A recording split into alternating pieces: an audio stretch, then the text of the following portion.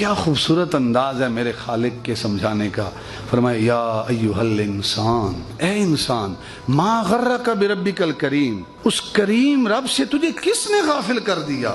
الذی خلقک، جس نے تجھے تخلیق کیا. فسواک فعدلک، پھر اس نے تجھے پیراستہ کیا، تیرے اعضاء کے ساتھ عدل کیا. یہ نہیں ہے کہ ناک اتنی بڑی بنا دی، ایک ہاتھ لمبا ایک ہاتھ چھوٹا، آنکھ ایک پیشانی کے اوپر ایک رخسار کے اوپر نہیں. انسان کو دیکھے کتنا پیارا انسان رب نے تخلیق کیا. یہ کس نے تخلیق کیا؟ اس خالق نے تخلیق کیا. الذی خلقک فسواک فعدلک فی ای صورت ما شاء رکبک، پھر جس صورت میں چاہا تجھے ڈھال دیا. انسان کو کتنی خوبصورت شکل عطا فرمائی. یہ ایک ہماری انگلی کے نشان ہے، فنگر پرنٹ ہیں.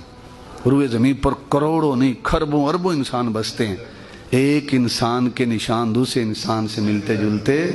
اس سے بڑھ کر یہ جو آنکھیں ہیں، آنکھوں کا جو تاثرات ہیں، جو آنکھوں کی بناوٹ ہے ایک انسان کی دوسرے انسان سے ملتی جلتی.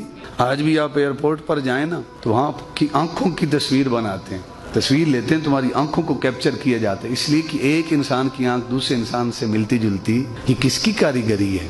سانس اندر گئی ہے، اگر باہر نہ آئے، ہم میں سے کوئی ہے جو 1 ارب روپے دے کے اس سانس کو باہر لے آئے؟ کوئی لے کے آ سکتا ہے؟ سانسیں دینے والا کون ہے؟ اللہ.